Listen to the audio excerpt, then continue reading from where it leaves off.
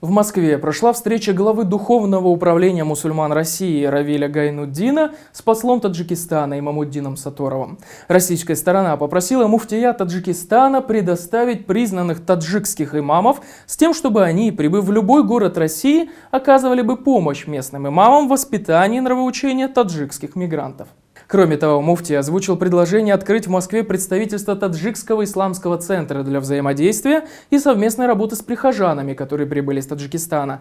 Таджикский муфтий Саид Мукарам Абдукадир Зада в интервью Азади связал это с необходимостью охранения мигрантов от попадания в ловушку различных религиозных, террористических и экстремистских групп. Саид Мукарам Абдукадир Зада сказал, что с удовольствием принял предложение российского муфтия, которое может сыграть неплохую роль в воспитании молодых таджиков, работающих в России. Многие из молодых мигрантов, которые по воле судьбы оказались на чужбине, не имеют должного религиозного образования и поэтому легко попадают в сети, расставленные религиозными экстремистскими группами, заявил он. Примечательно, что уже несколько лет назад муфтият России просил посольства Таджикистана, Узбекистана и Кыргызстана направить имамов, имеющих высшее религиозное образование, для ведения разъяснительной работы с национальными диаспорами на их родных языках. Однако наладить тогда подобную работу удалось только с представителями Кыргызстана.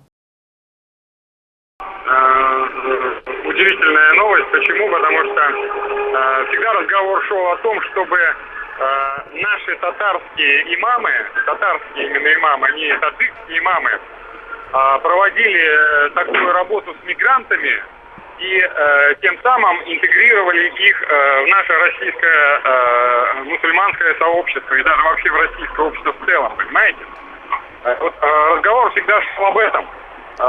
И то, что будут приглашаться имамы, из Таджикистана с этой целью, я полагаю, что это в какой-то мере, может быть, будет не так эффективно, если бы это делали сами татары, башкиры, или представители даже, скажем так, других мусульманских этносов российских, которые здесь проживают достаточно длительное время, либо даже являются коренными народами, что называется, как в Москве проживающие татары. Это было бы более эффективно, на мой взгляд.